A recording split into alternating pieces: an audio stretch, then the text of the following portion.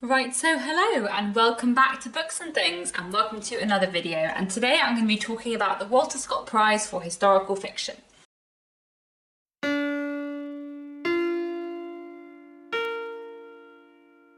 So earlier on this week, the Walter Scott Prize for Historical Fiction announced its long list, and so I thought I would make a video about it. I really like the Walter Scott Prize. It's one of my favourite prizes, and it's one of the very few prizes that I follow along with because I really enjoy the books that they put on the long list, and obviously I love historical fiction. It is my favourite genre, and I like that there is a prize dedicated to historical fiction. So I've read along with the Walter Scott Prize twice before, once 3 years ago and once last year, and I've really enjoyed reading along with it when I have, and so I might do the same this year. I think, to be honest, I'm not going to read everything on the long list, but I will try and read the ones from the long list that sound the most appealing to me, and also read the full shortlist if I feel that I'm able to. The long list has just been announced, the shortlist is going to be announced in April, and then the winner will be announced in June, so there is plenty of time for me to read some of the books on this list. There are a lot of reasons why I like the Walter Scott Prize. One, because I love historical fiction, of course, but also because I like that it has on its long list quite a lot of different kinds of historical fiction,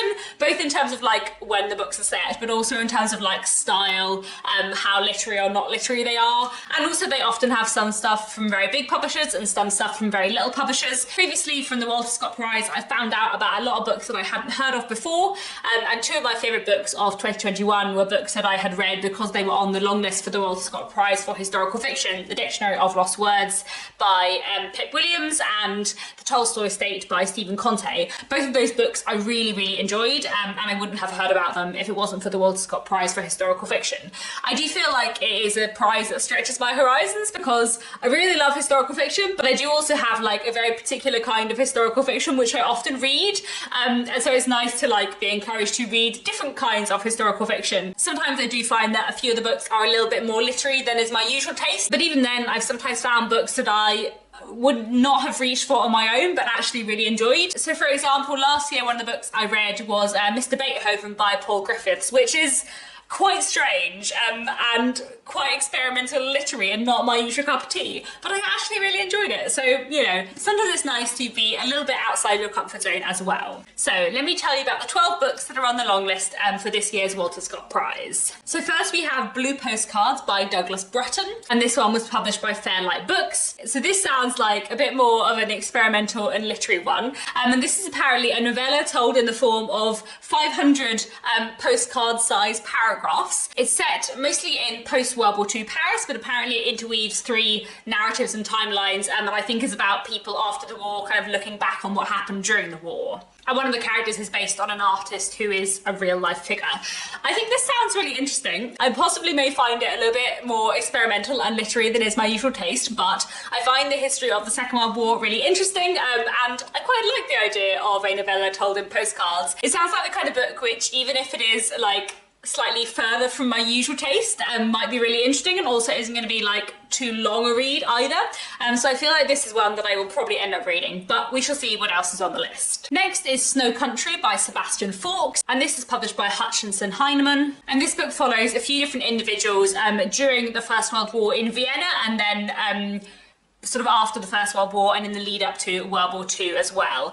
So this sounds really interesting. As I've already mentioned, I do find the history of both World Wars very interesting, and I have read one book by Sebastian Faulks before. I read Birdsong years ago, and I really liked Birdsong, and I thought it was really good, but I haven't read anything else by him since, and it's probably about time that I do. So maybe I will read Snow Country too. Am I just going to go through the list and say I'm going to read everything? Maybe I will. Am I going to read them all? Possibly not, but regardless, Snow Country sounds good, and I have been meaning to read something more by Sebastian Faulks for a while. Next up is Rose Nicholson by Andrew Grieg, and this was published by River Run. So this is set in Scotland in the late 16th century, and apparently follows a young student who is at St Andrews University and his relationship with a woman called Rose. This sounds interesting. I'm not sure that it is grabbing me quite as much as the previous two, partly I think because my usual natural historical interest is 19th and 20th century. However, I do always think that I should read more things set in earlier historical time periods because I do often really enjoy them when I read them, so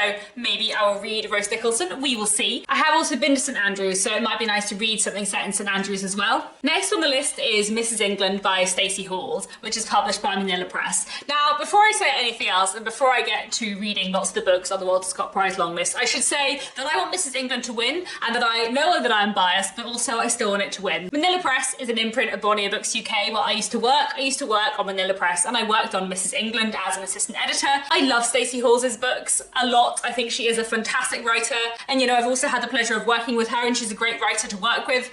And Mrs England is just fantastic, and I love it so much. And it's so my kind of book in every way, but also I feel like when I have worked on a novel in like an editorial capacity, I also have like a special place for it in my heart. And even if I read lots of other things in this long list and love them too, I feel like a little bit of me is still going to want Mrs England to win. But anyway, let me tell you about Mrs England because it's also fantastic and you should just all go out and read it. Mrs England is set in 1904 and we're following a woman called Ruby who is a Norland nanny, and she is sent to a house in Yorkshire to look after 4 children who are the children of Mr and Mrs England. But Ruby soon realises that all is not well within the England family, and it all kind of goes on from there.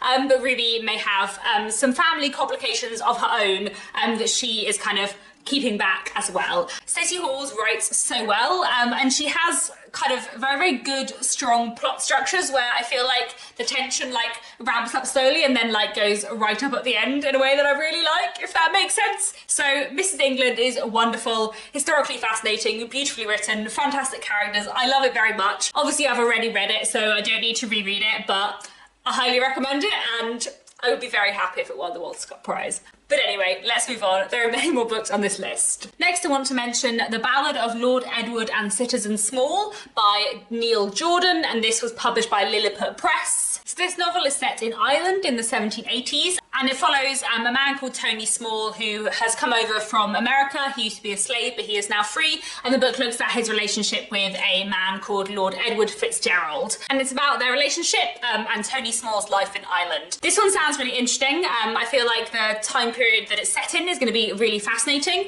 and it sounds like the relationship between these two characters could be quite an interesting thing to read about. I also really like the cover of this book. I'm quite interested by this one. Might be another one that I will be picking up in the next few months. We will see. Next is The Sunken Road by Kieran McMenamin, and this is published by Harville Secker. This novel is set during the First World War and the Irish Civil War, and looks at one man who is trying to cross the border to get to safety. This one sounds quite interesting, but I also feel like there's quite a lot of World War I and World War II stories on this list, so whether I will read them all, we will see. But it sounds like it's going to explore some really interesting themes, so maybe another one that I will get to at some point in the next few months. Next is The Fortune Men by Nadifa Mohammed. This is one that I have seen about quite a lot. I think this is also longlisted for the Booker Prize and the Costa Prize, so that is many prizes. This one is published by Viking and it's set in 1950s Cardiff. It's about a man called Mahmoud Matan and what happens when he is accused of the murder of a local shopkeeper, and everything kind of goes on from there. This sounds like a really, really interesting read. I think it's going to look at a very interesting point in time, and I think it's going to look at some really interesting themes to do with justice and prejudice.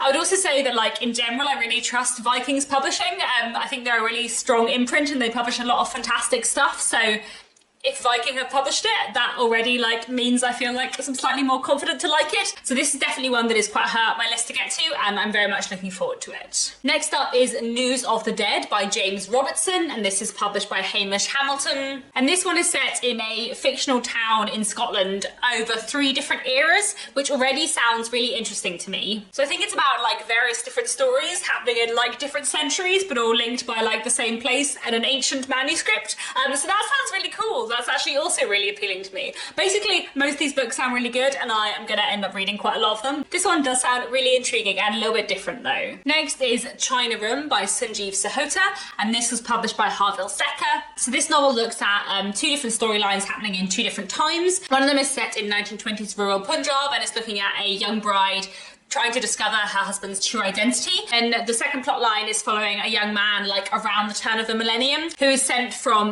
the north of England to Punjab to stay with an uncle of his. And I assume that these storylines are going to some way interlink / possibly be about the same family or the same place. I don't know. This one also sounds really interesting. I find the history of 20th century India really interesting. So this one is another one that is fairly high up my list. And yeah, in general, this sounds like a really strong long list this year. I am very excited for some of these books. Next is Fortune by Amanda Smith, published by Peepal Tree Press. This is a novel that is set in 1920s Trinidad and follows a man called Eddie, and I think possibly his doomed relationship with a woman called Ada. The blurb describes it as a thrilling Shakespearean tragedy, so I'm very curious about that. That sounds really interesting.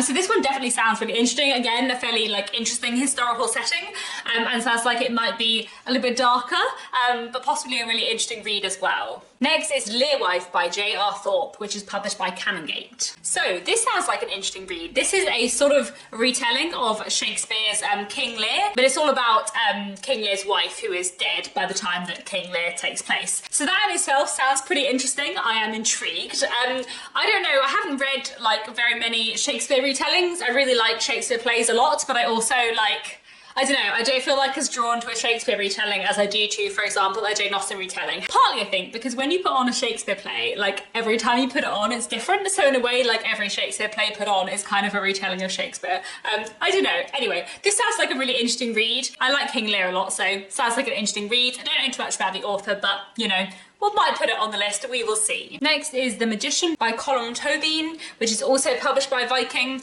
And so I've been meaning to read something by this author for a very, very long time, and I haven't. But I hear very amazing things, so maybe this is finally the time to read one of his books, and maybe it will be The Magician. This novel sounds quite interesting. It follows a kind of fictionalized account of the life of the novelist Thomas Mann. Apparently looks at family, war, and exile through 3 generations, so that sounds like a really interesting read, and I have been meaning to read something by Colm Tóibín for so long, so maybe this is finally the time. And finally on the list is Still Life by Sarah Winman, which is published by Fourth Estate. Now, I have read a book by Sarah Winman before. I read Tin Man quite a few years ago now. Tin Man was hugely popular on BookTube, and I would say that I really liked Tin Man, but I didn't love it quite as much as everybody else did. But I think it's one of those books that if I had read in a vacuum, I just would have thought it was really great. But I think it's one of those books that it seemed to be everybody's favourite book of the year at the time, and I just really liked it.